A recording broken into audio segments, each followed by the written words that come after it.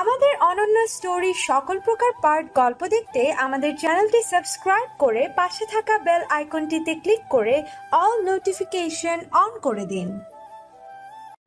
মাত্রই একটা শক্তপোক্ত হাতে থাপ্পড় খেয়ে কিংকর্তব্য বিমূঢ় হয়ে খাটের এক কোনায় বসে আছে নিপুণ। থাপ্পড়টা যে কী কারণে খেয়েছে তা জানে সে। নিপুণ জানে আজ শিকদার ইরফান আদ্র আসলেই তাকে প্রশ্নের মুখোমুখি হতে হবে। তাই তো সে এক কদম তৈরি হয়েই ছিল, কিন্তু অপেক্ষা করতে করতে কখন ঘুমিয়ে পড়েছে তাই জানে না। রাত প্রায় 1টা, সবাই ঘুমিয়ে পড়েছে। ঠিক তখনই নিপুণের ঘরে গিয়ে দরজা লাগিয়ে দিল আদ্র। খাটের পাশে পড়ার টেবিলের ওপর থেকে এক গ্লাস পানি ঢেলে নিল একটি গ্লাসে, পরপরই তা নিক্ষেপ করলো সোজা নিপুণের মুখে। ধরফড়ি উঠিয়ে সে বেশিক্ষণ হয়নি সে ঘুমিয়েছে। চোখ মুখে এখনো ঘুমের রেশ। চোখ কষলে বোঝার চেষ্টা করছে কি হচ্ছে, যে না সামনে তাকালো তখনই তার পিলে চমকে উঠল। আদ্র ভাই দাঁড়িয়ে আছে, চারপাশটা ভালোভাবে পর্যবেক্ষণ করে নিল। না, দরজা বন্ধ, সব নিস্তব্ধ। যেই না সে কিছু বলবে তার আগে আদ্র তার গম্ভীর কণ্ঠে বলে উঠল, ছেলেটা কে ছিল যার সাথে ফুচকা খেতে গিয়েছিলি? রাশভারী কণ্ঠ তার, চোখে মুখে গম্ভীরতার ছোঁয়া। নিপুণের এতক্ষণে মনে পড়ল কোনো ছেলের কথা বলল। প্রথমে বুঝতে না পারলেও তোফায়েলের কথা মনে আসায় চোখ মুখ কুঁচকে বলল, ও আদ্র ভাই, আপনি তফুর কথা বলছেন? অবাক হওয়ার ভান করে আর চোখ রাঙিয়ে বলল, তোকে আদর করে ওর নাম বলতে বলিনি, কি কারণে ওর সাথে গিয়েছিলি সেটা বল। নিপুণ সত্যিটা আদ্রকে বলবে না। আদ্র ভাই যদি জানে যে ছেলেটা তাকে প্রপোজ করেছে তাহলে ছেলেটা চামড়া তো তুলবেই, আর সাথে তার খালও খুলবে। তাই ভনিতা না করে বলল, ও আদ্র ভাই, ওর নাম তোফায়েল, আমার সাথে একই ক্লাসে পড়ে। আমাকে ফুচকা খাওয়ার কথা বলল, তাই তো যখন ফুচকার অফার করলো আর না করিনি। ফুচকা কি আর মিস করা যায়? সাথে যদি অমন সুন্দর একটা ছেলে থাকে আর এক প্লেট ফুচকা থাকে তাহলে আর কি চাই বলেন? ঠিক তখনই থাপ্পড়টা গালে পড়ে নিপুণের। হাসি হাসি মুখটা বাদিকে বেঁকে গেল। থাপ্পড়টা এত জোরে পড়েছে তার গালে। থাপ্পড়টা দিয়ে আর দেরি করেনি আদ্র, বড় বড় পা ফেলে চলে গেল নিজের ঘরে। নিপুণ থাপ্পড় খেয়ে যেন আজ মোটেও খুশি হলো না। আদ্র ভাইকে জ্বালাতন করতে চেয়েছে, কিন্তু থাপ্পড় এটা তো সে চায়নি। ভেবেছিল বকে দিয়ে চলে যাবে, কিন্তু বেটা থাপ্পড় এত জোরে মারলো কেন? এদের 14 গোষ্ঠীর জন্য জীবনে একটা ছেলের সাথে কথা বলা গেল না। গালটা ব্যথা করে উঠল। গালটা মনে হয় আর জায়গায় নাই। গালের চামড়া খসে গেছে কি? আয়নার সামনে দাঁড়িয়ে দেখতে লাগলো, না ঠিকই আছে, শুধু লাল হয়ে গেছে। যাকগে, এখন ঘুমাই, কাল সকালে দেখা যাবে। এই বলে বিছানায় শুয়ে পড়ল নিপুণ। শুতে দেরি তো ঘুমাতে দেরি নেই, সকালের অপেক্ষা। সকাল 7:30 নিপুণ কলেজ ড্রেস পরে নিচে নামে। তাকে দেখে তার মা আখি শিকদার বলে, কি রে, আজ এত সকাল সকাল কলেজে যাচ্ছিস? টনক নড়ল নিপুণের, কি বলবে বুঝতে পারল না। রান্নাঘর থেকে বেরিয়ে এলো অনিমা শিকদার। অনিমা শিকদারকে দেখে নিপুণ যেন একটু সাহস পেল। অনিমা শিকদার নিপুণের মাথায় হাত বুলিয়ে বলল, কি নিপুমা, আজ এত তাড়াতাড়ি? নিপুণ কি বলবে? এত তাড়াতাড়ি যাচ্ছে কি তার সাধে? এখন কি বড় মায়ের মুখের উপর বলবে? হ্যাঁ, চলে যাচ্ছি তোমার ছেলের জ্বালায়। এটা তো বলতে পারবে না, ভবিষ্যৎ শাশুড়ি কিনা, এভাবে কি বলা যায়? আর তাছাড়া এ বাড়িতে তাকে বেশি আদর দেয় তার বড় আব্বু ও তার বড় মা। নিপুণদের যৌথ পরিবার। দাদা মারা গেছে অনেক বছর, কিন্তু তাদের পরিবার এখনো একসাথে। নিপুণের বাবারা 3 ভাই, তাদের কোনো বোন নেই। জুবায়ের শিকদার, জুনায়েদ শিকদার ও জয়নাল শিকদার। জুবায়ের শিকদার মূলত বড় জুবায়ের শিকদারের স্ত্রী অনিমা শিকদার। তাদের এক সন্তান, আর তার নাম হলো শিকদার ইরফান আদ্র। ভাইদের মধ্যে মেজো জুনায়েদ শিকদার। জুনায়েদ শিকদারের স্ত্রী আখি শিকদার। তাদের 2 সন্তান, এক ছেলে ও এক মেয়ে। বড় ছেলে সোহেব শিকদার ও মেয়ে তায়েবাত ইনান নিপুণ। সবচেয়ে ছোট ভাই জয়নাল শিকদার, জয়নাল শিকদারের স্ত্রী জেসমিন শিকদার। তাদের 2 ছেলে মেয়ে ইভান ও ইভা। এই নিয়ে তাদের যৌথ পরিবার। নিপুণের বয়স যখন 10 তখন স্কলারশিপ পেয়ে লন্ডন চলে যায় আদ্র। তখন আদ্রের বয়স 18। 6 বছর পড়া লেখার পাঠ চুকিয়ে দেখে ফিরে আসে আদ্র। আদ্র দেশে ফেরার সময় নিপুণ দেখেছে মা চাচিদের ব্যস্ততা। আদ্রের রুম পরিষ্কার থেকে শুরু করে আদ্র কি খেতে পছন্দ করে সবকিছু নিয়ে মা চাচিদের আধিক্যতা দেখেছে। তার মাঝে মধ্যে রাগ হয়, এটা কি তার মা না অন্য কেউ? অবশ্যই এরকমই হওয়ার কথা। ঘরের ছেলে এত বছর পর বাড়ি ফিরছে। আদ্রের জায়গায় নিপুণ হলেও বোধহয় তাই করত। আড্ডো যে দিন এসেছিল সেদিন সবাই আড্ডোর সাথে গল্প জুড়েছিল, শুধু কোনায় দাঁড়িয়ে দেখছিল নিপুণ। কি সুন্দর তার আড্ডো ভাই, এই ছেলেকে ভাই বলতে হবে তা ভেবেই না কুচু করলো নিপুণ। কখনোই না দুনিয়াতে এত ছেলে থাকতে তার জ্যাঠাতো ভাই আড্ডো, এটা ভেবেই তার কান্না পাচ্ছে। এখনই বড় আব্বু আর বড় মার কাছে গিয়ে জানতে ইচ্ছে করলো এটা কি সত্যি তোমাদের ছেলে, কোথাও থেকে আবার কুড়িয়ে পাওনি তো। সে যখন এসব ভাবনায় মগ্ন তখনই আড্ডের ডাক পড়লো। কিরে নিপুণ, তুই যে আমার সাথে কথা বলছিস না, আমাকে চিনতে পারছিস না নাকি? আড্ডের কথায় নিপুণ বেশ লজ্জা পেল।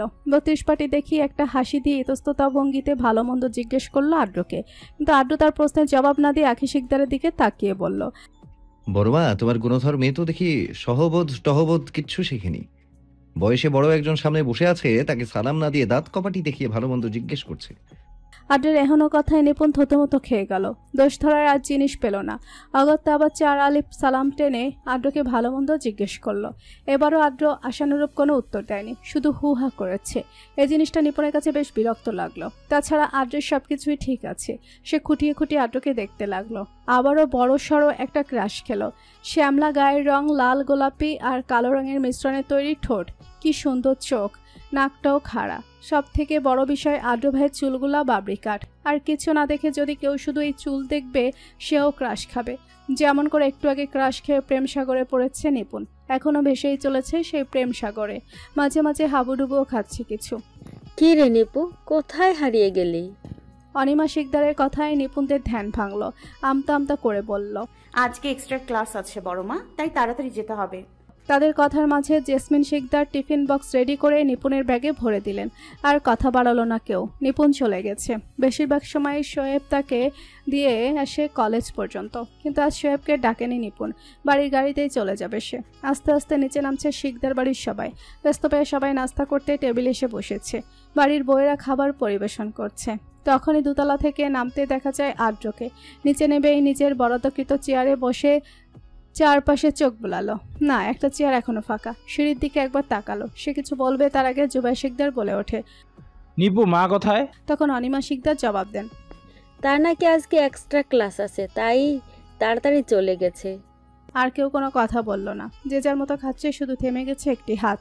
নিপুণ কলেজে এসে চারপাশে চোখ বোলালো। তারপর সেই কাঙ্ক্ষিত ব্যক্তিটিকে দেখে সামনে এগিয়ে এলো। গলা জড়িয়ে ধরে বলতে লাগলো, তুই ঠিক বলেছিস আমার জানেমান। আদ্র ভাইকে তোফাইল্লার কথা বলাতে এক থাপ্পড়ে আমার মগজ উল্টিয়ে ফেলেছে। রূপা এতক্ষণ নিপুণের কথাগুলো শুনলো, তারপর নিচেই বলল, দেখলি তো, তুই তো আমার কথা শুনিস না। আমি তোকে বললাম এমন করে তুই তোফাইল্লার কথা বলিস না। আদ্র ভাই তোকে ভালোবাসুক আর না বাসুক, নিজের বাড়ির মেয়ে সম্পর্কে এমন ভালোবাসার কথা শুনতে কার ভালো লাগে বল? ছাড়ি সব, এত তাড়াতাড়ি এসেছিস, এখন আবার কথা বলে দেরি করে ফেলছিস। চল ক্লাসে গিয়ে কথা বলি। এই বলে টানতে টানতে ক্লাসে নিয়ে গেল নিপুণকে। রূপা হলো নিপুণের বেস্ট ফ্রেন্ড। সেই ক্লাস 7-এ নিপুণের সাথে দেখা রূপার। ক্লাস 7-এ অন্য স্কুল থেকে বদলি হয়ে এসেছিল রূপা। রূপার ভালো ব্যবহার দেখে নিপুণ নিজে যেয়ে রূপার সাথে বন্ধুত্ব গড়ে তোলে। তাদের বন্ধুত্ব এখনও টিকে আছে। তারা মূলত দুজনের সাথে সব ধরনের কথা শেয়ার করে। সময় চলছে এক এক করে, ক্লাস সব শেষ হচ্ছে। লাস্ট ক্লাস চলছে এখন। দরজায় কাউকে দেখে সবাই তাকালো সেদিকে। হ্যাঁ, পিয়ন এসেছে। এসেই চলে গেছে ক্লাস টিচারের কাছে। তাদের মধ্যে গুজুর গুজুর ফুসুর ফুসুর চলল। তখনই নিপুণ রূপাকে ফিসফিস করে বলতে থাকে, দেখে মনে হয় যেন স্বামী স্ত্রীর সংসার নিয়ে আলোচনা করছে।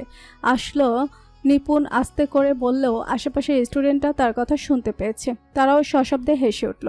এতে করে টিচার একবার স্টুডেন্টের দিকে তাকিয়ে চোখ রাঙানো পরপরই গম্ভীর কণ্ঠে বলে উঠল, সাইলেন্ট প্লিজ স্টুডেন্ট। তোমাদের মধ্যে তোফায়েল আহমেদকে, তার সাথে কেউ দেখা করতে এসেছে। ব্যাগ নিয়ে একেবারে চলে যাও। প্রধান শিক্ষকের কাছ থেকে তোমার ছুটি মঞ্জুর করেছে। শিক্ষকের কথায় তোফায়েল ব্যাগ নিয়ে চলে গেল। ক্লাসগুলো শেষ, ছুটির ঘন্টা বেজে গেছে। যে যার মতো ব্যাগ গুছিয়ে বাইরে বের হচ্ছে। ঠিক তখনই নিপুণের ক্লাসের এক মেয়ে এসে নিপুণকে বলল, কি রে নিপুণ, তোর আদ্র ভাইয়াকে দেখলাম তোফায়েলের সাথে, কিছু ঝামেলা হয়েছে নাকি? তোর আদ্র ভাই নাকি প্রধান শিক্ষকের কাছে যে তাফায়েলের ছুটির ব্যবস্থা করেছে। অপর একটি মেয়ে বলল। নিপুণ কি বলবে, সে তো অবাকের চরম পর্যায়ে। আদ্র ভাই এসেছিল তোফায়েলের খোঁজে। তোফায়েলকে মারবে নাকি? না, এই লোকে বিশ্বাস করা যায় না। মারলেও মারতে পারে। ভয়ে ঘামতে শুরু করলো সে। মেয়েগুলোর সাথে কথা বলছে রূপা। কথা শেষ করে নিচে নামলো। সাথে অবশ্য নিপুণ আছে। সে সব কথা শুনেছে। মাঠে আসতেই দেখতে পায় নিপুণের গাড়ি এসেছে। গাড়িতে উঠে পড়ল নিপুণ ও রূপা। আসার সময় একসাথে না আসলেও স্কুল থেকে যাওয়ার সময় একসাথেই যাওয়া হয়। গাড়িতে বসে রূপা নিপুণকে সান্ত্বনা দিতে লাগলো। রূপার বাড়ি আগে হওয়ায় রূপা আগে নেমে যায়। রূপা নিপুণের কাঁধে হাত রেখে বলল, চিন্তা না করতে, সব ঠিক হয়ে যাবে। এই বলে রূপা নেমে গেল। নিপুণ চলে গেল নিজের গন্তব্যে। বিকাল 5টা। নিপুণ এসে যে রুমে ঢুকেছে আর বের হওয়ার নাম নেই। তার মা চিল্লিয়ে যাচ্ছে। দরজাটা ঠাস করে খুলে গেল। নিপুণ ভাবল আদ্র ভাই এলো বুঝি। না, তার আশায় জল ঢেলে তার মা দাঁড়িয়ে আছে এক থালা খাবার নিয়ে। বলি, আমি যে এতক্ষণ খাবার খেতে ডাকছি, কোথায় ছিলি তুই? তোরা কি আমায় এক দণ্ডও শান্তিতে থাকতে দিবি না? যেমন হয়েছিস তুই, তেমন হয়েছে তোর ভাই। আমার হাড় মাস খালি করে দিলি তোরা দুই ভাই বোন মিলে। নিপুণ আর চোখে তার মায়ের মুখের দিকে চাইল। তার মা যখন রেগে যায় তখনই এসব বলে, আর তার 14 গোষ্ঠীর পেন্ডি চটকে রেখে দেয়। তাই সে বেশি কথা বাড়ালো না। মায়ের দিকে তাকিয়ে বলল, খাইয়ে দাও আম্মু। আখি শিকদারও আর কিছু বলল না। ভেবেছে মেয়ে বোধহয় সত্যি আজ ক্লান্ত। তাই খাবার নিয়ে খাটে বসলো, বলল, আয়। খাবার প্লেটে ভাতের সাথে কলিজা ভুনা দেখে খিদেটা আরও বেড়ে গেছে। তাই কিছুক্ষণের মধ্যে প্লেটের সবগুলো ভাত সাবার করে ফেললো। আখি শিকদারও মেয়ের খাওয়া দেখে খুশি হয়ে গেল, চলে গেল। যাওয়ার আগে বলে গেল বেশি করে পানি খেতে। যেদিন বোধহয় বেশি টেনশন থাকে সেদিন বোধহয় সময় যায় না। নিপুণের বেলায়ও এমনই হলো, সময় যেন যাচ্ছে না। নিচ থেকে নিপুণকে ডেকে যাচ্ছে অনিমা শিকদার। নিচে যেতে অনিমা শিকদার নিপুণকে বলল, নিপুণ, সোহাইবকে একটু আদ্রকে কল করে জিজ্ঞাসা করতে বলতো আজকে আদ্র একটু তাড়াতাড়ি ফিরতে পারবে কিনা। আমি বলেছিলাম তাড়াতাড়ি ফেরার জন্য। কতদিন আমরা একসাথে ডিনার করি না বলতো। তাড়াতাড়ি আসতে বললে তার নাকি কাজ আছে। তুই একটু সোহাইবকে কল করে জিজ্ঞাসা করতে বল না মা। আমি তো বলেছি আসতে, সে কি আসবে না কি আসবে না, শুধু এইটুকুই জিজ্ঞেস করতে হবে। নিপুণ সোহাইব আর রুমের দিকে তাকিয়ে বলল, সোহাইব ভাই যদি এখন ধমক দেয় বড় মা? কিচ্ছু হবে না, যা তুই সোহাইবকে বল আমি বলেছি, তাহলে আর ধমক দিবে না, যা। আচ্ছা। বলে নিপুণ পা বাড়ালো তার ভাইয়ের রুমের দিকে। 2 বার নক করার পরও ভেতর থেকে কোনো সারা শব্দ আসলো না। মনে মনে বলে উঠল, না, তার ভাই তো এমন না। অফিস থেকে আদ্র ভাই দেরিতে আসলেও তার ভাই সন্ধ্যার সময় চলে আসে। কিছু না ভেবেই সে রুমে ঢুকে পড়লো। কেউ নেই। যে পেছন ফিরে অমনি কিছু একটা সাথে বাড়ি খেলো, উফ বলে কপাল চেপে ধরলো। উপরের দিকে তাকিয়ে দেখলো তার ভাই। চোখ মুখ কুচকে প্রশ্ন করলো, কি খাও তুমি? লোহার মতো শরীর, বাড়ি খেয়ে আমার কপাল ফেটে যাওয়ার যোগ্য।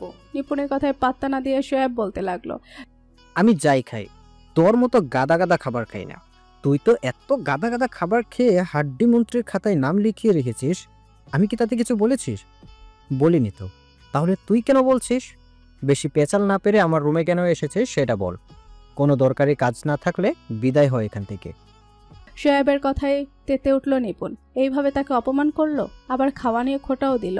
রাগ দমন করে নিপুণ মনে মনে বলে উঠল, না, রাগ প্রকাশ করা যাবে না, সংযত থাকতে হবে। শত হলেও বড় ভাই। তাই আস্তে করে বলল, আমি নিজে ইচ্ছায় আসিনি, এসেছি একটা দরকারে। বড় মা বলেছে আদ্র ভাইকে একটা কল দিতে। তুমি কল দিয়ে একটু জিজ্ঞাসা করবে যে আদ্র ভাই কখন আসবে। সোয়াব শান্ত চোখে বোনের দিকে তাকালো, বিরক্তিতে বলে উঠল, তুই কল দে। তোর কাছে মোবাইল থাকা সত্ত্বেও আমার কাছে এসেছিস কেন? তোর মোবাইল কই? নিপুণ আমতা আমতা করে বলে উঠল, আমি কল দিতাম, কিন্তু আমার মোবাইলটা ওই দিন পানিতে পড়ে স্পিকার খারাপ হয়ে গেছে। কথার আওয়াজ আসে না, গড়গড় গড়গড় করে। নাই, তাই তোমার কাছে এসেছি। আর বড় মাও বলেছে তোমার কাছে যেতে। সোহেব বলল যে, ভাইয়ের কাজের চাপ একটু বেশি, কল ধরে কিনা সন্দেহ আছে, তাও দিচ্ছি। বলেই কল দিয়ে দিল। রিং হচ্ছে কিন্তু ধরছে না।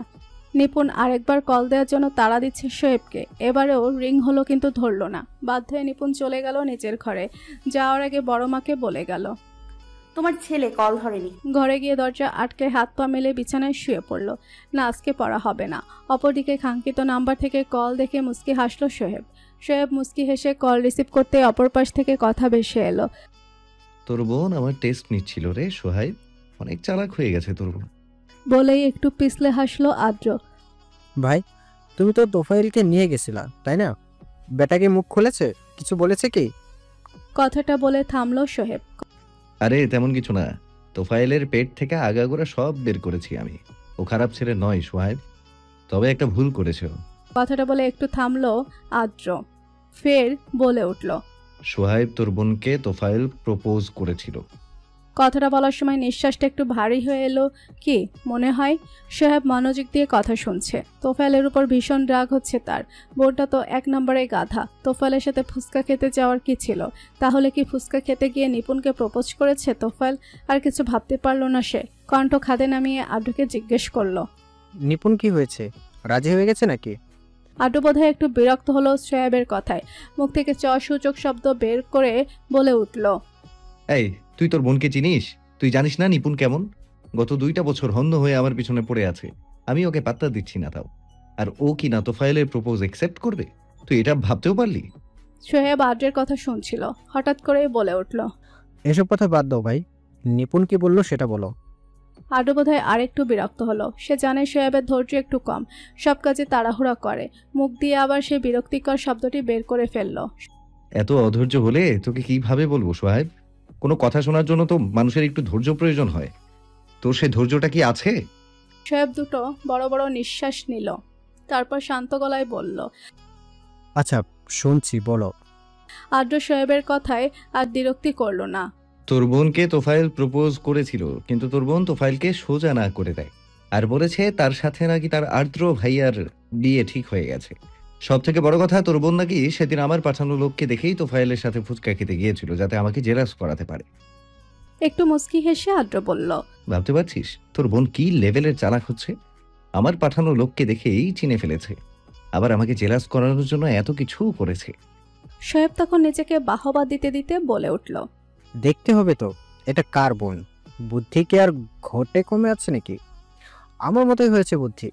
বলেই হেসে দেয় সে। অপর পাশ থেকে আড্ডু হাসলো কিনা তা বুঝতে পারল না সোহেব। তখনই ফোনের ওই পাশ থেকে আড্ডের গম্ভীর কণ্ঠস্বর ভেসে এলো, তো তুই কি কারণে আমাকে 2বার কল দিয়েছিলি? কোনো বিশেষ কারণ আছে কি? সোহেব যেন ভেবাচাকা খেয়ে গেল। এই তো এখন কত সুন্দর করে কথা বলল, হঠাৎ করে আবার কি হয়ে গেল? কিরে বল, চুপ করে আছিস কেন? আসলে ভাই, নিপুণ কল দিতে এসেছিল, বড় মা নাকি বলছিল তুমি তাড়াতাড়ি আসার জন্য, এর বেশি আমি কিছু জানি না। অপর পাশ থেকে কোনো আওয়াজ এলো না। কল কেটে দিল কি? হ্যাঁ, কেটেই দিয়েছে। সোহেব কিছুক্ষণ মোবাইলটার দিকে তাকিয়ে থেকে তা চার্জে পুড়ে দিল। তার ভাইকে বোঝা বড়ই দায়। অফিসের কিছু ফাইল নিয়ে বসলো সে। এগুলো শেষ করে তবেই উঠবে, কোনো ক্রমেই না। নিজের ঘরে হাত পা মেলে শুয়ে আছে নিপুণ। আজ পড়ালেখা সব চাঙ্গে, কিছু ভালো লাগছে না তার। আড্ডু ভাই কি তাকে ভালোবাসে না নাকি বাসে না, এই চিন্তায় তার পড়ালেখা খাওয়া দাওয়া সব আসমানে উঠে গেছে। উফ, আর ভাবতে পারছি না, মাথাটা ফেটে যাচ্ছে, পাগল হয়ে যাব আমি। এই বলে শোয়া থেকে উঠে বসলো নিপুণ। কলেজ থেকে এসে তোফায়েল নাম্বারেও কল দিয়েছিল নিপুণ। প্রথমে কল ধরেনি, পরের বার ধরেছে, কিন্তু কথার আওয়াজ আসেনি। 5 মিনিট ধরে সে বকবক করেছে, তারপর ঠুস করে কেটে দিল। আর কলই ঢুকেনি তোফায়েলের নাম্বারে। উফ, এই এক বেটাকে ভালোবেসে তার জীবন তেনা তেনা হয়ে যাচ্ছে, কিন্তু সে বেটা তো তাকে পাত্তাই দিচ্ছে না। নিজের মনে বিড়বিড় করতে থাকে নিপুণ, আপনি এত সুন্দর হলেন কেন আদ্র ভাই? একটু কম সুন্দর হলে তো আমি আর আপনার প্রেমে পড়তাম না। সুন্দর হলেন তো হলেন, আবার বড় আব্বুর ছেলে হয়েই আপনাকে জন্ম নিতে হলো। নিপুণ ডুব দিল তার কল্পনায়। দেশে আসার পর যখন প্রথম আড্ডু ভাইকে দেখেছিল, তখনই আড্ডু ভাইকে মনে ধরেছে এই ষোড়শীর। বেশি লম্বা ছেলে, নিপুণের বরাবর অপছন্দের, কিন্তু আড্ডু ভাই যেন সেদিক থেকে পারফেক্ট। 5 ফুট 8 বা 9 হবে উচ্চতা, শ্যামবর্ণের গায়ের রং, বাবরি চুল, কালচে আর গোলাপের সংমিশ্রণের ঠোঁট, চোখগুলো যেন নেকড়ের মতো, ধারালো চোয়াল, কথা বলার স্টাইল, সবকিছু যেন পারফেক্ট। সবচেয়ে আকর্ষণীয় জিনিস হচ্ছে আড্ডু ভাইয়ের গায়ের পারফিউমের ঘ্রাণ। যে মেয়ের পাশ দিয়ে যাবে সে যেন মাতাল হয়ে যাবে এই ঘ্রাণে। তাই তো সে লুকিয়ে চুরিয়ে পারফিউমের নামটা জেনেছিল, কিনবে বলে ঠিকও করেছিল। যেই না দাম শুনেছে, কিনা তো দূর, এটা সে স্বপ্নেও আনতে চায় না। তার মনে আছে আড্ডির ঘরে গিয়ে পারফিউমের বোতলের ছবি তুলে এনেছিল। ঘরে এসে দরজা ভিড়িয়ে মোবাইল নিয়ে সোজা গুগলে চলে গিয়েছিল। গোটা গোটা অক্ষরে লিখেছিল, strong with you, absolutely Price. যখন সে প্রাইস দেখলো, তার মাথা ঘুরে যাওয়ার উপায় হয়েছিল। 18,000 টাকা। Like seriously? এত দামি পারফিউম কে ব্যবহার করে? আর জীবনে এই পারফিউমের নাম নেয়নি সে। আড্ডু ভাইয়ের কাছে গিয়ে দিতে চায়নি কোনো সময় চেরাক, যদি ধমক মেরে দেয়। ভাবনার মধ্যে জল পড়ল। কর্কশ কণ্ঠে মোবাইলটা বেজে চলেছে তার। কিছুটা বিরক্ত হলো সে। কেটে গেল প্রথমে মোবাইলটা। টেবিলের উপরে রেখে এসেছে মোবাইল। খাট থেকে নামতে ইচ্ছে করছে না, আবার বাজছে মোবাইল। উফ, বিরক্তিকর।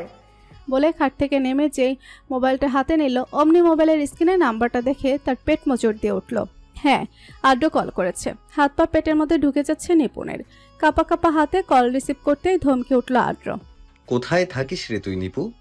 কল করলে ধরতে পারিস না, মোবাইল তো ঠিকই হাতে নিয়ে বসে আছিস। কল রিসিভ করলে কি তোর হাত খসে যাবে? নিপুণ কাঁপছে, পেটের মধ্যে গুড়গুড় করছে। কি বলবে সে? আসলে আদ্র ভাই মোবাইলটা হাতে ছিল না। আদ্র চোখ বন্ধ করে নিঃশ্বাস নিল। নিপুণকে খোঁচা মেরে বলল, তা তোর নাকি কার সাথে বিয়ে ঠিক হয়ে আছে? শেষ, সব শেষ। পেটের মধ্যে যেন আরেকটু মোচড় দিয়ে উঠল নিপুণের। কি বলবে এই কথার সাপেক্ষে? কি কোনো কথা বলা যায়? কিরে, চুপ করে আছিস কেন? বোবা হয়ে গেলি নাকি? নিপুণ তখনও চুপ। মিনমিনিয়ে বলে, ভালো আদ্র ভাই, আমার পেটে ব্যথা করছে, মনে হয় ওয়াশরুমে যেতে হবে। কলটা কেটে দিল। উফ, এবার যেন একটু শান্তি। রাতের খাবার সবাই একসাথেই খায়, বেশিরভাগ সময় আদ্র থাকে না। খাবারের পাট চুকিয়ে সবাই যে যার রুমে চলে গেছে। যাওয়ার আগে টেবিলে আদ্রের খাবার ঢাকনা দিয়ে রেখে গেছে। সে এসে নিজে নিজে খেয়ে গুছিয়ে রাখবে। নিপুণ চলে গেছে তার রুমে, দরজাটা ভিড়িয়ে দিল। ঘুমানোর সময় কখনো দরজা লাগায় না সে। ভূতে প্রচুর ভয় তার। আলো নিভিয়ে শুয়ে পড়ল সে। রাত তখন প্রায় 12টা। আদ্র এসেছে। ঘরে ঢোকার সময় দেখতে পেল টেবিলে খাবার রাখা। চলে গেল নিচের রুমে। আগে ফ্রেশ হবে, পরে খাবার। কিছুক্ষণের মধ্যে ফ্রেশ হয়ে খাবার খেতে নিচে এলো। আদ্র একা একা খাবার খাচ্ছে। একা একা আর কত? একা একা খেতে খেতে ভালো লাগছে না। নিপুণ থাকলে ভালো হতো বোধহয়। নিপুণের কথা মাথায় আসতে এক চিলতে হাসির রেখা ফুটে উঠল তার ঠোঁটের কোণে। খাবার শেষ করে সব গুছিয়ে উপরে গেল। বাড়ির বড়রা সবাই নিচতলায় থাকে। দোতলায় বাম দিকের ঘর থাকে আদ্র, ডান দিকে দুটি কক্ষ। প্রথমটিকে থাকে সোহেব, পরেরটিতে থাকে নিপুণ। উপরে উঠে আদ্র নিজের রুমে না গিয়ে ডান দিকের শেষ কক্ষের সামনে এসে দাঁড়ালো। দরজাটা ভিড়ানো। আস্তে করে ঢুকে পড়ল সেই কক্ষে। নিপুণ ঘুমাচ্ছে। কাঁথাটা গায়ে নেই, একটা পা ঝুলে আছে, আরেকটা পা খাটে। মুখটা কিঞ্চিত ফাঁক হয়ে আছে। আদ্র একটু হাসলো। আমার ঘুম কেড়ে নিয়ে তুমি শান্তিতে ঘুমোচ্ছ ঘুম কুমারী? ঘুমাও, যেদিন তুমি আমার হবে সেদিন থেকে তোমার ঘুম আমি নিষিদ্ধ করব। মুস্কি হাসলো আদ্র। পাটা খাটে তুলে দিয়ে কথাটা টেনে দিল বুক পর্যন্ত। মাথায় হাত বুলিয়ে বেরিয়ে এলো নিপুণের কক্ষ থেকে। তারপর চলে গেল নিচের কক্ষে। ঘুমানো প্রয়োজন। আজ শুক্রবার, সবাই একসাথে নাস্তা করবে আজ। সকাল সকাল শিকদার বাড়ির 3 বউ মিলে নাস্তা তৈরি করতে ব্যস্ত। একজন পরোটা বানিয়ে হটপটে ঢুকাচ্ছেন, তো আরেকজন সবজি রেডি করছেন। অনিমা শিকদার চা বসিয়েছেন। তার চা এ বাড়িতে ফেমাস। নিপুণ ঘুম থেকে উঠেই সবার পেছনে লেগেছে। রান্নাঘরে এসে বকবক করে চলেছে। তার মা আখি শিকদার তার উপর বিরক্ত। তুই চুপ করবি নিপুণ? কেমন করে আমি এই মেয়েকে পেটে ধরলাম? এত বাচাল তুই হলি কি করে? শান্তিতে নাস্তাটা তৈরি করতে দে আমাদের। চুপসে গেল নিপুণের মুখখানা। একটু থেমে অনিমা শিকদারের মুখের পানে চাইল। আস্তে আস্তে গিয়ে অনিমা শিকদারকে জড়িয়ে ধরে বলল, আমি কি তোমাদের বিরক্ত করছি বড় মা? না মা, মোটেই না। আমার তো তোর কথা শুনতে ভালো লাগছে। যা সবাইকে ঘুম থেকে উঠা। বলে অনিমা শিকদার চা বানানোতে মনোযোগ দিলেন। সবাই তো উঠে গেছে বড় মা, শুধু আদ্র ভাই ওঠেনি। তো যা আদ্রকে জড়িয়ে দে। নিপুণ যেন একটু খুশি হলো। তাকে আর এখানে পায় কে। এক দৌড়ে চলে গেল আদ্রের রুমের সামনে। প্রথমে নক করলো, কোনো সারা শব্দ এলো না। আস্তে আস্তে দরজা ঠেলে ঢুকে পড়লো আদ্রের রুমে। বিছানায় খালি গিয়ে উপর হয়ে শুয়ে আছে আদ্র। গায়ে কম্বল নেই, একটা হাফ প্যান্ট পরনে। হাঁটুর নিচের অংশ দেখা যাচ্ছে। এক রাশ লজ্জা ঘিরে ধরল নিপুণকে। এভাবে কেউ ঘুমায়? অর্ধেক উলঙ্গ হয়ে সামনে এগিয়ে গেল সে। যত সামনে যাচ্ছে ততই বুকের একপাশের যন্ত্রটা ড্রিপ ড্রিপ আওয়াজ করছে। এগিয়ে যেতে যেতে একদম আদ্রের সামনে চলে এসেছে। তখনই নজর গেল আদ্রের পিঠে। শুকনো ঢোক গিলল নিপুণ। আদ্র ভাইয়ের পিঠে জন্ম দাগটা কি আকর্ষণীয়। একদম কালো নয় দাগটা, নীলের মধ্যে লালেরও একটা আভাস আছে। একটু ছুঁয়ে দেখতে ইচ্ছে করছে তার। যেই না জন্ম দাগটাতে স্পর্শ করবে ঠিক তখনই। যেই না নিপুণ আদ্রের পিঠের জন্ম দাগটাতে স্পর্শ করলো ঠিক তখনই আদ্র নিপুণের হাতটা মুচড়ে ধরল। কলিজার পানি শুকিয়ে গেল নিপুণের। এবার কি হবে? আদ্র কি তাকে থাপ্পড় মারবে? সূক্ষ্ম চোখে আদ্র তাকিয়ে আছে, দৃষ্টি একদম স্থির। ঘুমের গলায় প্রশ্ন করল, তুই আমার ঘরে কেন এসেছিস? মুচড়ামুচড়ি করে শুরু করেছে নিপুণ। আদ্র ভাই ছাড়ুন, আমি হাতে ব্যথা পাচ্ছি। কথাটা বোধহয় আদ্র কানে নিল না। আর একটু জোরে চেপে ধরল হাতটা। চোখ টলমাল করছে নিপুণের, এক্ষুনি কেঁদে দিবে। কাঁদো কাঁদো হয়ে আকতি মিনতি করতে লাগলো তাকে ছেড়ে দেওয়ার জন্য। আদ্র সেদিকে পাত্তা দিল না। গম্ভীর কণ্ঠে বলে উঠল, আগে আমার প্রশ্নের উত্তর দে। আমার অনুমতি ছাড়া তুই আমার ঘরে কেন এসেছিস? নিপুণ কিছু বলছে না, শুধু ব্যথার চোটে চোখের জল ফেলছে। নিপুণ এমন কাণ্ডে বেশ বিরক্ত হলো আদ্র, মুখ দিয়ে চসূচক আওয়াজ করল। কি হলো বল, কেন এসেছিস তুই এই ঘরে? নিপুণ ফুফিয়ে বলে উঠল, আর আসবো না আদ্র ভাই, সত্যি বলছি আর আসবো না। বড় মা পাঠিয়েছিল তাই এসেছি, আপনাকে জাগিয়ে দিতে বলেছিল। সত্যি বলছি, ছেড়ে দিন, আমি ব্যথা পাচ্ছি। আলগা হলো আদ্রের হাত। কিছু বলতে উদ্যত হলেই এক ছুট দেয় নিপুণ, সোজা খাবার টেবিলের কাছে এসেই থামে। নিপুণকে দৌড়াতে দেখে অনিমা শিকদার বলেন, কি রে, তুই দৌড়াচ্ছিস কেন? তোকে না পাঠালাম আদ্রকে জাগিয়ে দিতে? ভাইয়ের রুমে গিয়ে দেখ, অঘটন ঘটিয়েছে, তাই ভাই তাড়া করছে। বলতে বলতে নিচে নামলো সোহেব। এসে নিজের বরদাকৃত চেয়ারে বসে পড়ল। যে যার কাজে মন দিল। ছোটদের কথায় তাদের কোনো কাজ নেই। নিপুণ কৌশলে ভাইয়ের কাছে গিয়ে প্লেটে পরোটা সবজি তুলে দিতে লাগলো। সোহেব মুচকি হাসলো। শুক্রবারের এটা নিপুণের ডিউটি। সোহেবের নাস্তা বেড়ে দেয়, ঘর পরিষ্কার করে দেয়, বিনিময়ে কচকচে 200 টাকা হাতিয়ে নেয় সোহেবের থেকে। সোহেবকে নাস্তা বেড়ে দিয়ে নিজেও খেতে বসে পড়ল নিপুণ। আস্তে আস্তে সবাই নাস্তার টেবিলে এসে পড়ল। নিপুণের সামনের চেয়ারটা এখনো ফাঁকা। সবাই খাওয়া শুরু করে দিয়েছে। নিপুণ আর চোখে বারে বারে সিঁড়ির দিকে তাকাচ্ছে। হঠাৎ নিপুণের মুখটা হা হয়ে গেল। শার্টের হাতা ফোল্ড করতে করতে আড্ডু নামছে। কি সুন্দর লাগছে আড্ডু ভাইকে। ব্রাউন কালারের একটা জগার্স আর কালো শার্ট। আহা, কি সেই রূপ!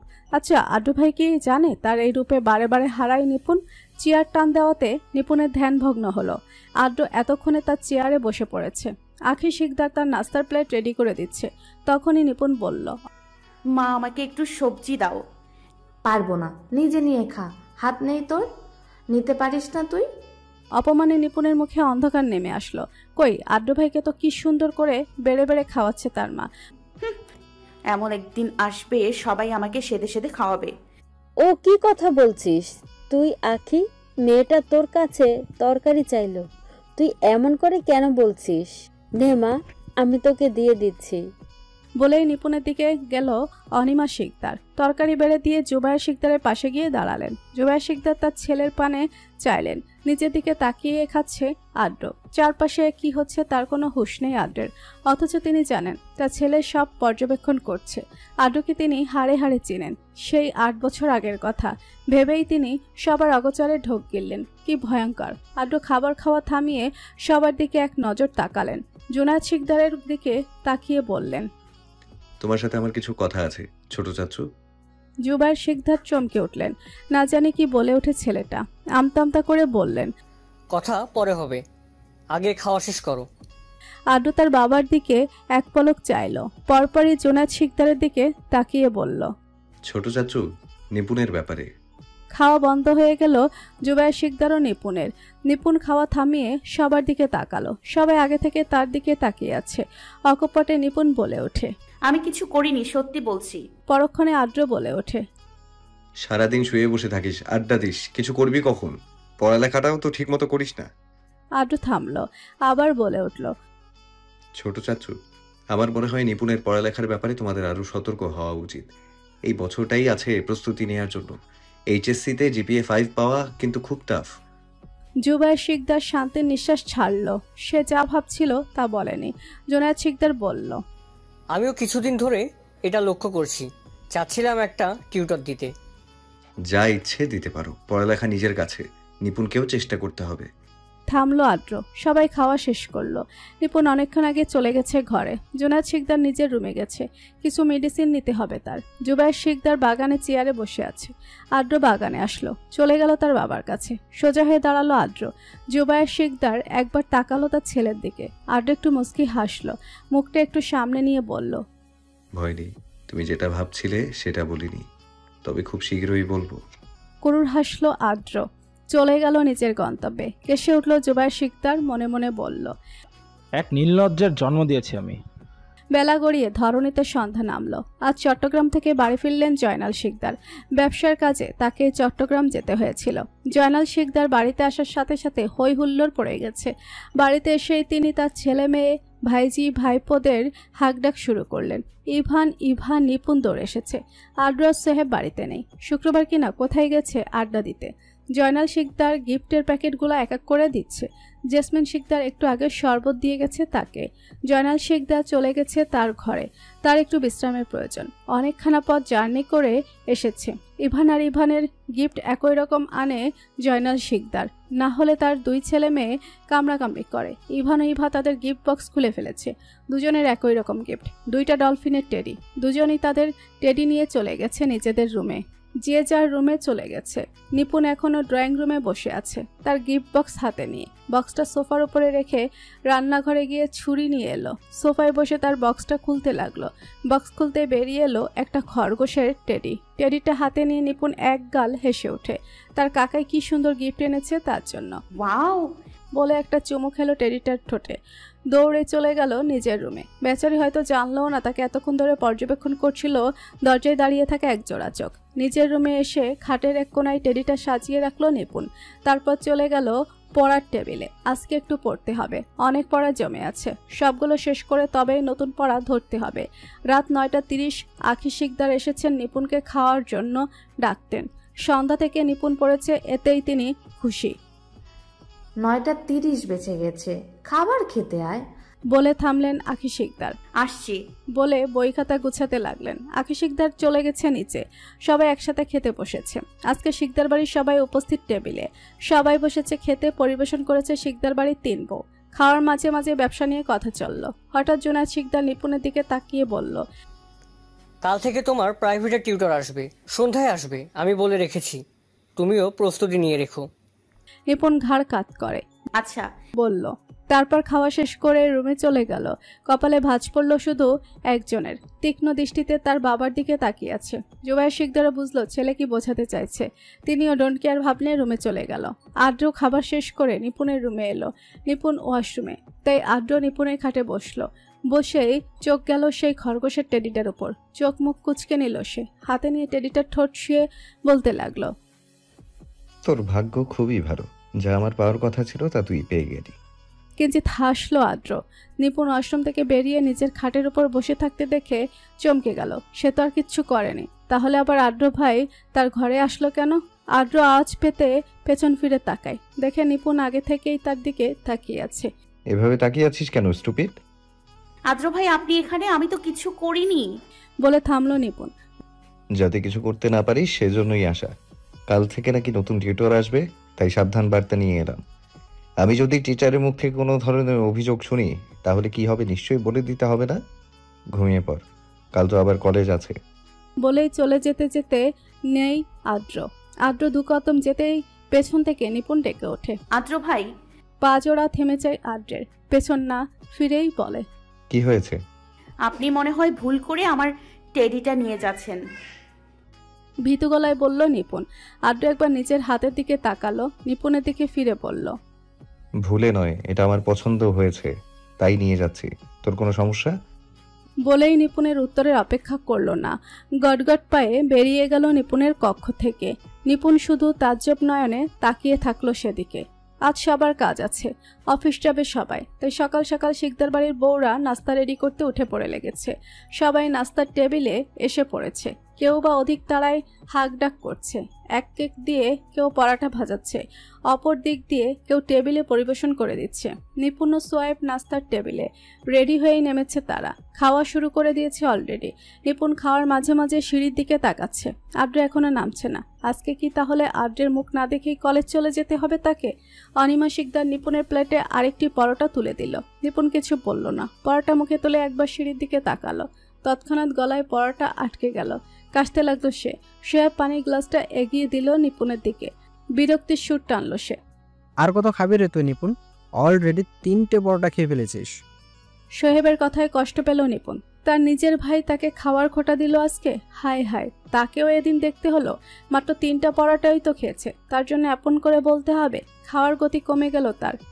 আহ, কি হচ্ছে কি? নিপুণ খেয়েছে তো তোমার কি? এমন ধরনের মজা ওর সাথে আর কখনো করবে না। রাগ দেখিয়ে বললেন জুনায়েদ শিকদার। তার সাথে তাল মেলালো আখি শিকদার। বাড়ির কেউই বাদ গেল না সোহেবকে কথা শোনাতে। সোহেব একবার আদ্রের দিকে তাকালো। সে আগে থেকেই সোহেবের দিকে তাকিয়ে আছে। শান্ত চোখ শান্ত মুখ। এটাই ভয় লাগে সোহেবের। শুকনো ঢোক গিলল সে। নিজের প্লেটের থেকে পরোটা তুলে নিপুণের প্লেটে দিয়ে ফিসলে হাসলো সে। বলল, আমি তো শুধু একটা মজা করছিলাম, তোমরা তো দেখি সবাই সিরিয়াস হয়ে গেছো। জুনায়েদ শিকদার বলল, মজা ঠিক আছে, কিন্তু খাওয়া নিয়ে মজা আর করবে না। তুমি যথেষ্ট বড় হয়েছো সোহাইব। সোয়াবও বাধ্য ছেলের মতো মাথা নাড়ালো। জুবায়ের শিকদার হঠাৎ করে বলে, উঠলো, তুমি তো অফিসের কাজে আজকে সিলেট যাবে, তা কখন রওনা দিবে? সোয়েব পানি খাচ্ছিল। পানির গ্লাসটা নিচে নামিয়ে এসে তাকালো তার বাবার পানে, বলল, এই তো এখনই রওনা দেব, নিপুণকে কলেজে উঠতে ছেড়ে দিই, তারপর আমি চলে যাব। জুনায়েদ শিকদার নাকচ করলেন তার কথাটা, বলল, নিপুণকে তোমার পৌঁছে দিতে হবে না, তুমি আর দেরি করো না, বেলা বাড়িয়ে লাভ নেই। সিলেট তো আর পথের মাথায় না যে তুমি এক ছুটে যাবে আর আসবে। তুমি বেরিয়ে পড়ো। কথা শেষ করে তিনি আড্ডের দিকে একবার তাকালেন, গলাটা একবার ছেড়ে নিলেন, তারপর বলল, তুমি কি ফ্রি আছো আদ্র? অফিসে যাওয়ার পথে নিপুণকে নামিয়ে দিতে পারবে কলেজে? নিপুণ যেন মনে মনে খুশি হলো, কিন্তু প্রকাশ করলো না। হাসির রেখা ফুটে উঠল তার ঠোঁটের কোণে। কেউ কি তা দেখলো? আদ্র একবার নিপুণের দিকে চাইলো, তারপর জুনায়েদ শিকদারের দিকে তাকিয়ে বলল, সমস্যা নেই ছোট চাচু, আমি নিপুণকে পৌঁছে দেব।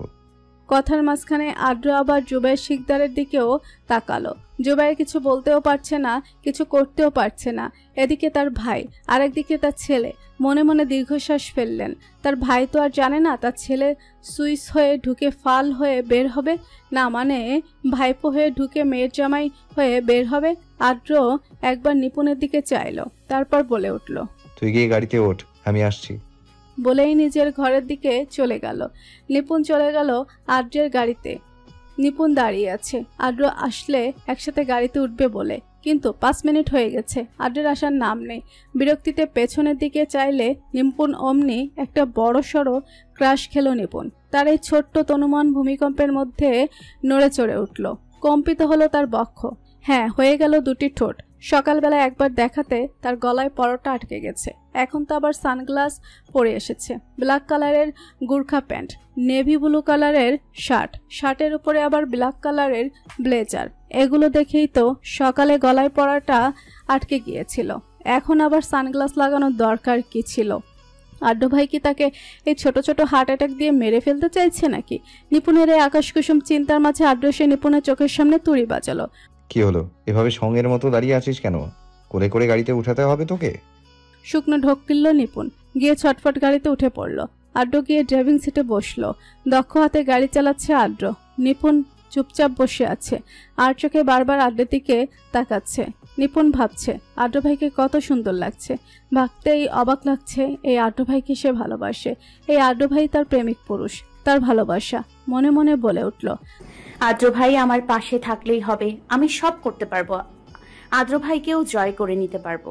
হাসলো নিপুণ, আনমনে বলে উঠল, আপনার উপস্থিতি এমন এক মহাকাব্যের প্রতিচ্ছবি যা জীবনকে নিরন্তর প্রেমের ব্যথায় বেঁধে রাখে, হৃদয়ের অন্তর্গত গহীনে দহন সৃষ্টি করে। হঠাৎ করে ব্রেক কষলো আদ্র।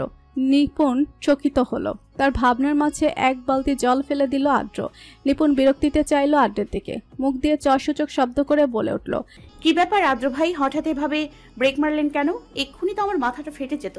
আদ্র এখনো চুপ। কি হলো, কথা বলছেন না কেন? আদ্রের তীক্ষ্ণ দৃষ্টি কখনো নিপুণের দিকে, হঠাৎ করে বলে উঠল, নাম গাড়ি থেকে। কি আজব আদ্র ভাই, আব্বু বলেছে আমাকে কলেজে দিয়ে আসতে, আর আপনি আমাকে মাঝ রাস্তায় নামিয়ে দিচ্ছেন। এরকম হলে আমাকে আপনি আনতে গেলেন কেন? আপনার তো দেখি কমন সেন্স আমার থেকেও কম। কথাটা সম্পূর্ণ শেষ করতে পারল না নিপুণ, তার আগেই কানে এলো আদ্রের রাম ধমক, চুপ, এতক্ষণ ধরে বকে যাচ্ছিস, বেশি বুলি ফুটেছে মুখে তাই না? তাকিয়ে দেখ, তোর কলেজ এসে পড়েছি, আর এখন তোর থেকে আমাকে কমন সেন্স ধার নিতে হবে দেখছি। থামলো আদ্র। খুশির মুডটা নষ্ট করে দিল মাথা ঘোমটাটা। নিজেকে শান্ত রাখার জন্য লম্বা নিঃশ্বাস নিল আদ্র। চোখ বন্ধ তার। নিপুণ বাহিরে তাকালো। সত্যি কলেজের সামনে এসেই গাড়ি থেমেছে। একবার আদ্রের দিকে তাকালো নিপুণ, না, চোখ বন্ধ করে আছে আদ্র ভাই। রেগে আছে কি? অবশ্য রেগে থাকার কথা, অযথাই বকবক করলো এতক্ষণ। কাচুমাচু করে নিপুণ বলে উঠল, না সরি। আদ্র চোখ খুলে নিপুণের দিকে চাইলো। নিপুণ তার দিকেই তাকিয়ে আছে। নিপুণ আবার বলতে শুরু করলো, আদ্র ভাই, আসলে আমি খেয়াল করিনি, কখন যে চলে এসেছি বুঝতেই পারিনি। ভাইয়ার সাথে আসতে তো আরো দেরি হয়, তাই। তা তুই খেয়াল করবি কি করে? সারাক্ষণ তো মাথায় উল্টাপাল্টা চিন্তা ভাবনা ঘুরতে থাকে। তাচ্ছিল্য করে বলল আদ্র। পরক্ষণেই আবার বলে উঠল, বাই দ্য ওয়ে, তুই কবি হলি কবে? তোর যে এই গুণ আছে জানতাম না তো। শুনে ফেললো না কি? আদ্রের দিকে চোরের মতো চাইল নিপুণ। আমতা আমতা করে বলল, না মানে ওই আর কি, বলেই নেমে যেতে লাগলো। পেছন থেকে আদ্র হাত টেনে ধরল নিপুণের। চকিত হলো নিপুণ। শান্ত কণ্ঠস্বর আদ্রের। আমি কি তোকে যেতে বলেছি?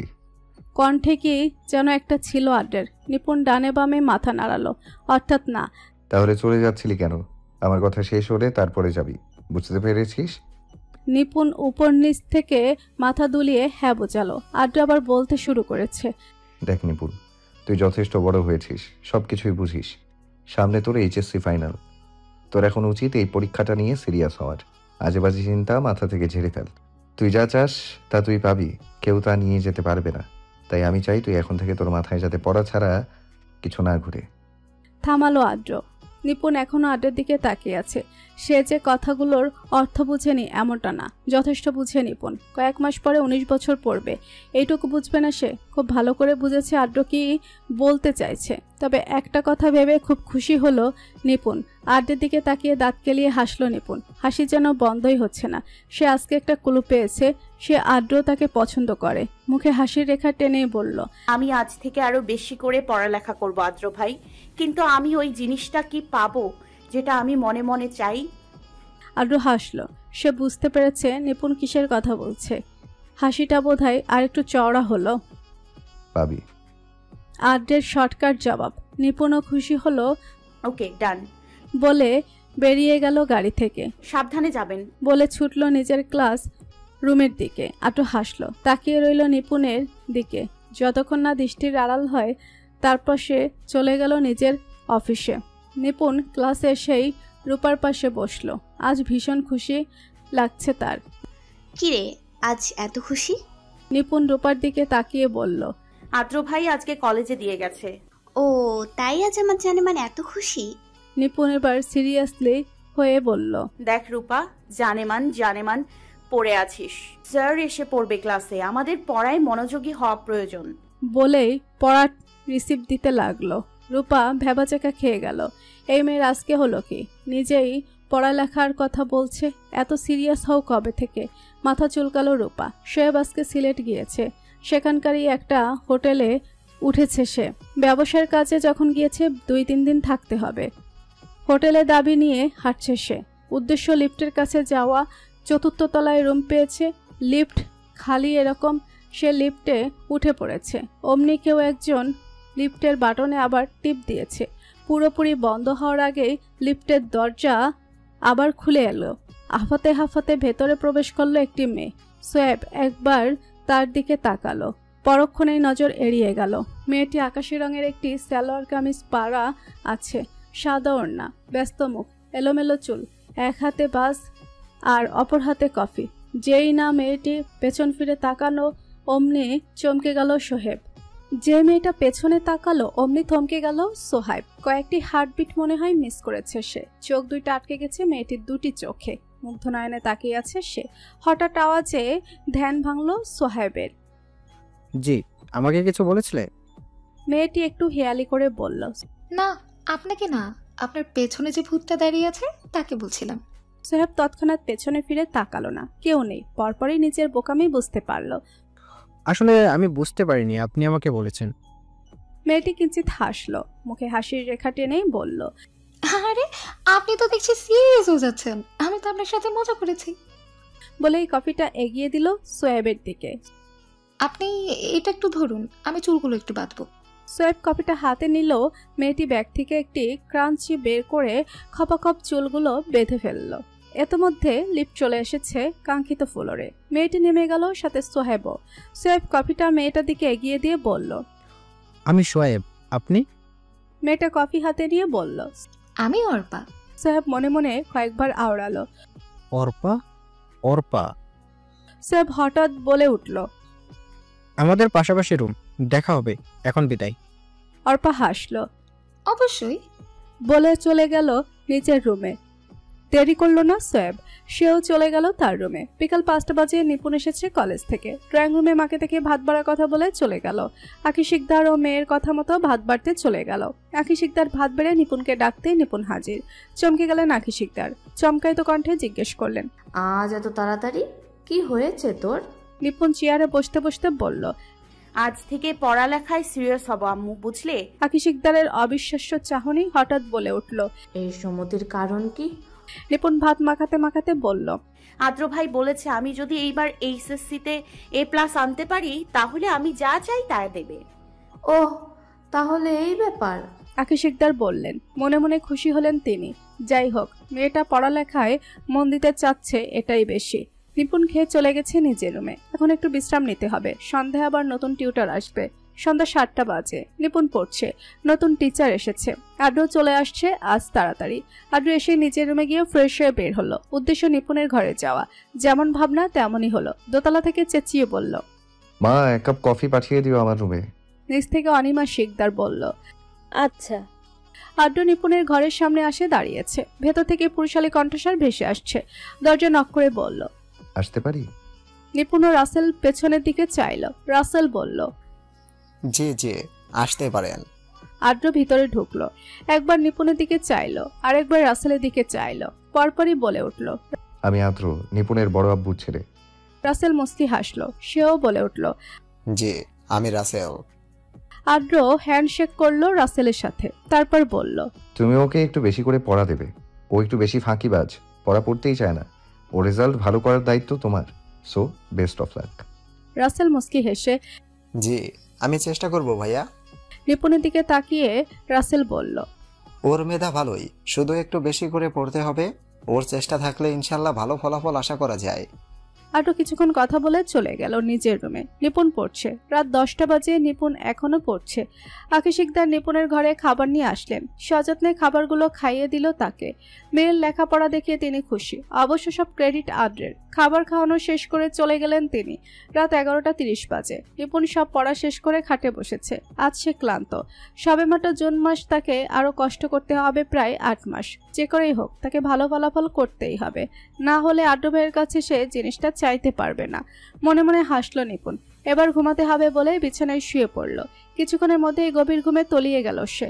আদ্র বসে আছে ব্যালকনিতে। দৃষ্টি তার দুরূহ আকাশের চাঁদের পানে। কিছু কথা ইয়াদ করে নিল। নিপুণের প্রতি ছোটবেলা থেকে আদ্রের তেমন কোনো ফিলিং ছিল না। চাচাতো বোনের নজরেই দেখেছে, কিন্তু বিপত্তি বাধে তখন। বিদেশ যাওয়ার আগে আদ্র নিপুণের জন্য অন্য কিছু ফিল করা শুরু করে। আর মাত্র সময় আছে 1 মাস। তারপর পরি জমাতে হবে বিদেশে। এরই মধ্যে নাম না জানা অনুভূতিরা তাকে গ্রাস করে চলেছে। কিছুদিন পরে সে বুঝতে পারে তার মধ্যে নিপুণের জন্য আলাদা জায়গা তৈরি হয়েছে। কি নাম দেবে সে এটার? ভালো লাগা নাকি ভালোবাসা? দিন চলে যাচ্ছে, এর মধ্যে আদ্র একদমই নিপুণকে চোখে হারায়। কতবার যে ভেবে ফেলেছিল বিদেশ যাবে না, লাগবে না তার স্কলারশিপ। দেশে কি কোনো বিশ্ববিদ্যালয় নেই? জুবাইর শিকদারের সাথে এ ব্যাপার নিয়ে কথা বললে তিনি আদ্রকে সোজা জানিয়ে দেন যে তাকে যেতেই হবে, আর কোনো উপায় নেই। আদ্র তখন শর্ত রাখে সে যাবে যদি নিপুণের প্রাপ্ত বয়স হওয়ার পর তার সাথে বিয়ে দেয়। আদ্রের শর্ত শুনে তখন জুবাইর শিকদার খুক খুক করে কেসে ওঠে। কি করবে বুঝতে পারে না। নিজের ছেলের আবদার পূরণ করার জন্য কি ভাইজিকে বলি দেবেন? তখন জুবাইর শিকদারও পাল্টা শর্ত দেন আদ্রকে। যদি নিপুণ এসএসসিতে A+ পায় তাহলেই নিপুণের জন্য হাত চাইবেন তিনি, জুনায়েদ শিকদারের কাছে, তার আগে নয়। আদ্র মেনে নেয় সে শর্ত। বন্ধ দরজার আড়ালে কেউ শুনতে পেল না তাদের বোঝাপড়া। এর কিছুদিন পর আদ্র পাড়ি জমায় ইংল্যান্ডে, কিন্তু তার মন পড়ে থাকে সেই ছোট্ট নিপুণের মাঝে। ইংল্যান্ড থেকে ফিরে যখন আদ্র নিপুণকে দেখলো তখন আদ্র চিনতেই পারেনি নিপুণকে। কিন্তু আদ্র কি তখন জানতো এই মেয়ে তার উপর এত বড় সড়ো ক্রাশ খেয়ে বসে থাকবে? সে তো ভেবেছিল ফিরে এসে নিপুণকে মানাতে হবে। হাসলো আদ্র, আকাশের চাঁদের দিকে তাকিয়ে বলল, আর মাত্র কয়েকটা মাস, তারপর তুই আমার। আমি তোর জন্য আর কয়েকটা মাস কষ্ট করতে পারবো। তোর পরীক্ষার রেজাল্ট দেওয়ার পর আর 1 মিনিটও অপেক্ষা আমার সহ্য হবে না। আমি কোনো শর্ত মানব না। ভালোবাসায় কোনো শর্ত হয় না। কুটিল হাসলো আদ্র। ব্যালকনিতেই শুয়ে পড়ল সে। শরীরটা টেনে নিয়ে যেতে ইচ্ছে করছে না। সকালবেলা নিপুণ একেবারে রেডি হয়ে নিচে নেমেছে। নাস্তা করে কলেজের উদ্দেশ্যে বেরিয়ে পড়বে। সিঁড়ি দিয়ে নামতে নামতে নিপুণ মুস্কি হাসলো টেবিলে আদ্রকে দেখে। মনে মনে ভাবলো, কি ব্যাপার? মহারাজা আজ এত সকাল সকাল আমার আগেই নেমে পড়লো। চেয়ার টেনে বসে পড়ল নিপুণ।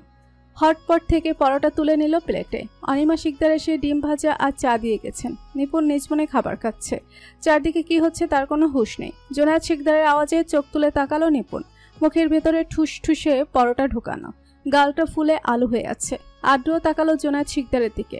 জোনায়েদ শিকদার গলা পরিষ্কার করে বলল, সোয়াইব যতদিন না আসছে ততদিন কি তুমি নিপুণকে কলেজে ছেড়ে দিতে পারবে আদ্র? আদ্র একবার নিপুণের দিকে চাইলো, নিজের সামনের পানির গ্লাসটা এগিয়ে নিল নিপুণের দিকে। তারপর জোনায়েদ শিকদারের দিকে তাকিয়ে বলল, আমার কোনো সমস্যা নেই চাচু। পাশ থেকে জোনায়েদ শিকদার বলে উঠল, এই কাজেও একদম ফ্রি। আদ্র তার বাবার দিকে তাকিয়ে বলল, তুমি কি কিছু বলেছো? জুবাইর শিকদার থতমত খেয়ে গেলেন। শুনে ফেললো নাকি তার ছেলে। আমতামতা করে বলল, না না, বলছিলাম সাবধানে গাড়ি চালিয়েছো। আদ্র খাবার দিকে তাকিয়ে জবাব দিল। খাবার শেষ করে আদ্র একবার নিপুণের দিকে তাকালো, পরপরই বলে উঠল, আমি গাড়িতে আছি, তুই খাবার শেষ করে আয়। এক মুহূর্ত দাঁড়ায়নি আদ্র, গটগট করে বেরিয়ে গেল। নিপুণ খাবার শেষ করে বেরিয়ে পড়ল। আদ্র আগেই গাড়িতে উঠে বসে আছে। নিপুণ এসে ফ্রন্ট সিটে বসে পড়ল। সিট বেল্ট লাগিয়ে সামনের দিকে তাকিয়ে সোজা হয়ে বসে রইল। গাড়ি চলছে আপন গতিতে। গাড়ি চালানোর মাঝে মাঝে আদ্র পড়া নিয়ে টুকটাক কথা বলল। এই যেমন রাসেল স্যার কেমন পড়িয়েছে, আমি পড়া বুঝেছি কিনা, ক্লাসে পড়া বুঝতে পারি কিনা। নিপুণ শুধু উত্তরে হু হু করে গেল। নিপুণ কিছু বলবে তার আগে আদ্র বলে উঠল, দেখ নিপুণ, তোকে কিন্তু যেভাবেই হোক এবার এইচএসসিতে A+ পেতেই হবে। তোর A+-এর উপর আমার জীবন মরণ নির্ভর করছে। ভেবাচেখায় খেয়ে গেল নিপুণ। তার A+ পাওয়ার সাথে আদ্রের জীবন মরণের কি সম্পর্ক? হুট করে আদ্রকে প্রশ্ন করে ফেলল, আমার A+ পাওয়ার সাথে আপনার জীবন মরণের কি সম্পর্ক আদ্র ভাই? কি হলো আদ্র ভাই, বলুন আমার A+ পাওয়ার সাথে আপনার জীবন মরণের কি সম্পর্ক? রসিকতার সুর ধরে আদ্র বলল, আমার সম্পর্ক থাকবে না তো কি পাশের বাড়ির আক্কাস মিয়ার সম্পর্ক থাকবে? গাধা। আপনি আমাকে গাধা বললেন কেন? আমি আবার কি করলাম যে প্রশ্নের উত্তর জানি না তা নিয়ে প্রশ্নও করতেও পারবো না, আর প্রশ্ন করলাম তো গাধা হয়ে গেলাম? আজীব। গাধাকে গাধা বলবো না তো কি বলবো? নিপুণের দিকে না তাকিয়ে জবাব দিল আদ্র। ফের বলে উঠল, পাশের বাড়ির আক্কাস মিয়া তো তোর উপর ফিদা, তোকে বিয়ে করার জন্য এক পায়ে খাড়া। তুই ফেল করলে ডাইরেক্ট আক্কাস মিয়ার সাথে তোর বিয়ে দিয়ে দেবে চাচু। তাই আগে থেকেই তোকে সাবধান করে রাখছি। তাছাড়া আরো একটা কারণ আছে, সেটা তোকে পরে বলবো। নিপুণ বুঝলো আদ্র তার সাথে মজা করছে, তাই আর কোনো কথা বাড়ালো না। গলার আওয়াজ ছোট করে বলল, কবে বলবেন? আদ্র বোধহয় শুনতে পেল না নিপুণের কথা। জিজ্ঞাসা দৃষ্টিতে নিপুণের দিকে তাকিয়ে বলল, কি বললি? শুনতে পাইনি। নিপুণ ও আদ্রর দিকে তাকালো, চোখাচোখি হলো তাদের। নিপুণ বলে উঠল, আপনি সব সময় অর্ধেক কথা বলেন, না হয় সব সময় হেয়ালি করেন, ক্লিয়ার করে কিছুই তো বলেন না। কি কারণ সেটা এখন বলে দিলে কি হয়? এখন বলে দিলে অনেক সমস্যা। তুই পড়ালেখা সব আসমানে তুলে দিবি, হতেও পারে তুইও আসমানে উড়ে গেলি। আর তাছাড়া বলবো তোর পরীক্ষার পরে, সে সময়টুকু অপেক্ষা করতে পারবি না। কবিরা বলেছে অপেক্ষার ফল মিষ্টি হয়। নিপুণ আদ্রের কথা শুনে সন্তুষ্ট হতে পারল না। মিনমিন করে বলে উঠল, বেশি অপেক্ষা করলে ফল আবার পচে যায়। কিয়াত হাসলো আদ্র, গমগম সুরে বলে উঠল, তুই পৌঁছতে দিস না। নিপুণ বুঝলো এই বেটা বলবে না, তাই আর কথা বাড়ালো না। আদ্র নিপুণকে নামিয়ে দিয়ে অফিসে চলে গেছে। নিপুণ ও রূপার সাথে ক্লাসে চলে গেছে। সোহেব একদিন অফিসের কাজ অনেকটাই সামলে নিয়েছে। আজ একটু ঘুরতে বের হবে, চা বাগানটা একটু ঘুরে দেখবে। যদিও এর আগে অনেকবার এসেছে, তাও চা বাগানের সৌন্দর্য মনোমুগ্ধকর। বিকেল হতেই বেরিয়ে পড়ল সোহেব। অবশেষে কাঙ্ক্ষিত স্থানে এসে থামল সে। লম্বা একটা শ্বাস টানল সোহেব। নিজেকে প্রকৃতির মাঝে আবিষ্কার করলো সে। চা বাগানের এই স্নিগ্ধ পরিবেশে হাঁটতে হাঁটতে চলে আসে একটি কুড়ে ঘরের সামনে। তার সাথে তার অফিসের এক কর্মচারী, সে মূলত সিলেটেরই বাসিন্দা। নিদারুণ এক হাসির শব্দ ভেসে আসছে কুড়ে ঘরের দিকে থেকে। হাসির শব্দ অনুসরণ করে সেদিকে তাকালো সোহেব। তখনই যেন চমকে গেল সোহেব। অর্পা? অর্পাই তো। উনি এখানে? সোহেব ধীর পায়ে এগিয়ে গেল সেদিকে।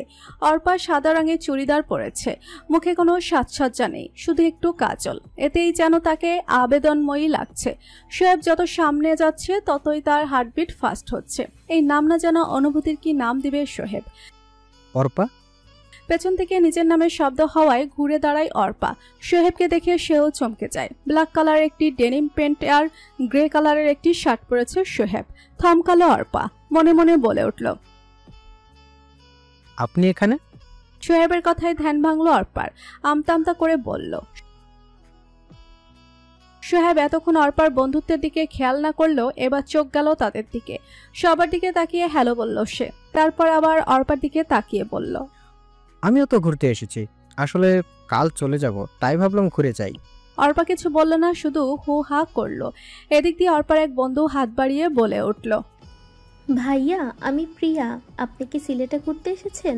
সোহেব প্রিয়ার হাতে হাত মেলালো, প্রিয়ার দিকে তাকাতে বলল, আমি সোহাইব। হাত ছেড়ে দিল সে, পরপরই বলে উঠল, আমি সিলেট ঘুরতে আসিনি, আসলে আমাদের কোম্পানির একটা শাখা আছে সিলেটে, সেটার মধ্যে কিছু সমস্যা দেখা দিয়েছিল, সেগুলো দেখাশোনা করার জন্য এসেছিলাম। পরপরই আবার বলে উঠল, তোমরা এনজয় করো, বন্ধুরা মিলে ঘুরতে এসেছো। তারপর অর্পার দিকে তাকিয়ে বলল, আপনিও এনজয় করুন আপনার বন্ধুদের সাথে, পরে কোনো দিন দেখা হবে। কেন যেন অর্পার ইচ্ছে করলো সোহেবকে বলতে, আপনি আমাদের সাথে থাকুন, কিন্তু গলা দিয়ে শব্দগুলো বের হয়ে আসতে চাইল না।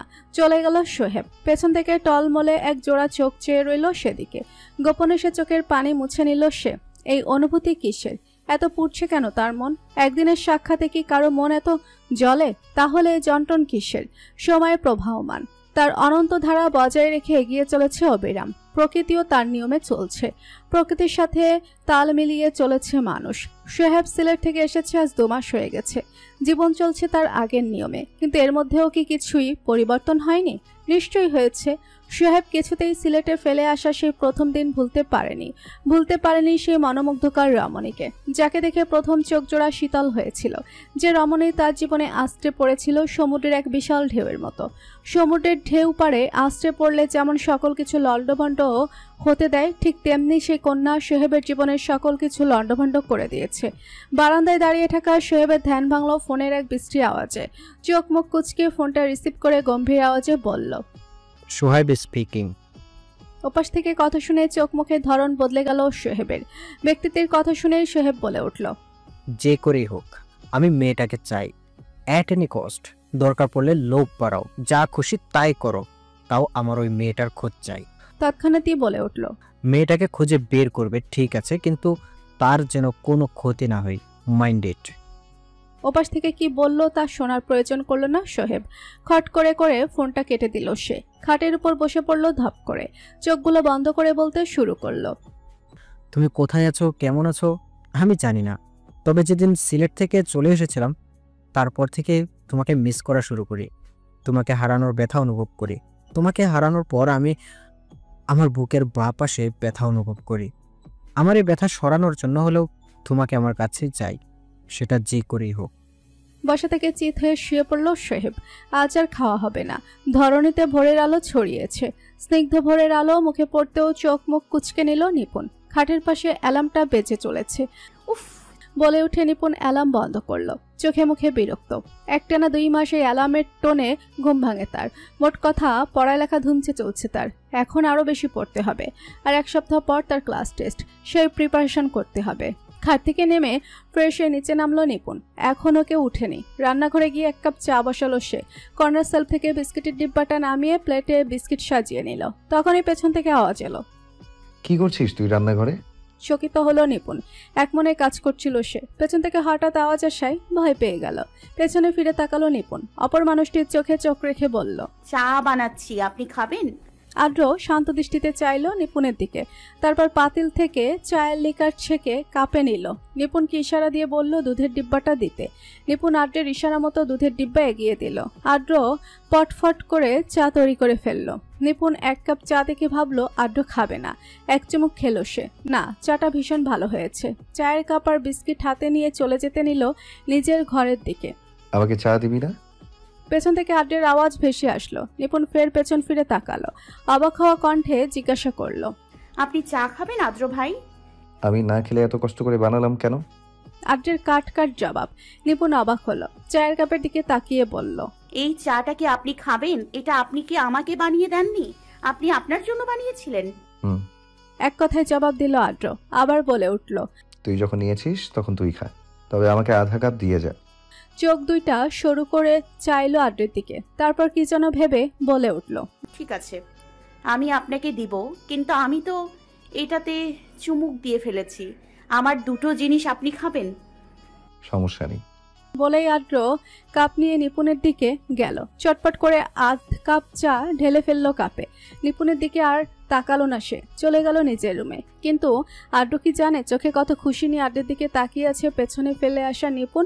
মুস্কি মুস্কি হাসছে নিপুণ। সে ঠিকই বুঝেছে, না হয় যে ছেলে চা খায় না সে ছেলে কি না নিপুণের এটো চা খাবে, কখনোই না। হাসির রেখা বৃদ্ধি পেল খানিকটা, সেও চা নিয়ে চলে গেল নিজের রুমে। কাল থেকে নিপুণের পরীক্ষা, তাই আর আজ সে কলেজে গেল না। বাসায় সে ধুমচে প্রস্তুতি চলছে তার, পড়ালেখাতে মনোযোগ এনেছে সে। এতে করে সবাই নিপুণের উপর খুশি, বিশেষ করে আখি শিকদার। এই তো কিছুক্ষণ আগে তিনি নিপুণকে নাস্তা খাইয়ে দিয়ে এলো। একটু পর রাসেল চলে আসবে। নিপুণ এখনো পড়ার টেবিলেই আছে, বারবার খালি দরজার দিকে তাকাচ্ছে। রাসেল এসে দরজায় নক করলো। নিপুণ সেদিকে একবার তাকিয়ে বলল, জি ভাইয়া আসুন। রাসেল ভেতরে প্রবেশ করলো, চেয়ারে বসতে বসতে বলল, কি ব্যাপার, আজকে তোমায় এমন দেখাচ্ছে কেন? প্রিপারেশন তো ভালোই, কোনো সমস্যা হচ্ছে কি? রাসেলের কথায় নিপুণ চোখ এদিক ওদিক ঘুরালো, তারপর বলতে শুরু করলো, আসলে ভাইয়া প্রিপারেশন তো ভালোই, সিলেবাস অনুযায়ী সব পড়া কমপ্লিটও করেছি, কিন্তু টেনশন হচ্ছে আমি যদি হলে গিয়ে সব ভুলে যাই। রাসেল বুঝতে পারলো নিপুণ কি বোঝাতে চাইছে, তাই সে সান্ত্বনা দিয়ে বলতে লাগলো, দেখো নিপুণ, এটা তোমার একটা সাধারণ পরীক্ষা। তুমি কিন্তু সঠিকভাবেই প্রস্তুতি নিয়েছো। এমন না যে তুমি সিলেবাস কমপ্লিট করোনি, তাহলে আশাহত হচ্ছ কেন? তোমার তো প্রস্তুতি ভালো, মনের মধ্যে এই জোরটা রাখতে হবে যে আমি পারবো, তাহলেই তুমি পারবে। বুঝতে পেরেছো? নিপুণ মাথা নাড়ালো, কিন্তু তার মন থেকে কিছুতেই নার্ভাসনেসটা যাচ্ছে না। রাসেল তাকে আরো কিছু টিপস দিতে লাগলো, কিছু পড়াও দেখিয়ে দিতে লাগলো। নিপুণ শুধু হু হা করছে। সময় চলেছে স্রোতের গতিতে। রাত পেরিয়ে সকাল হয়েছে। নিপুণ রেডি হয়ে নিচে নেমেছে। সবাই আগে থেকে খাবার টেবিলে উপস্থিত। নিপুণ গিয়ে বসে পড়ল তার চেয়ারে, নিজেই নিজের প্লেটে খাবার তুলে নিল। পাশ থেকে জুনায়েদ শিকদার বলল, পরীক্ষার প্রস্তুতি কেমন মা? সমস্যা আছে কোনো? মুখটা এমন লাগছে কেন? নিপুণ তাকালো তার বাবার দিকে, মুস্কি হাসি দিয়ে বলল। পাশ থেকে জুবায়ের শিকদার বলে উঠল,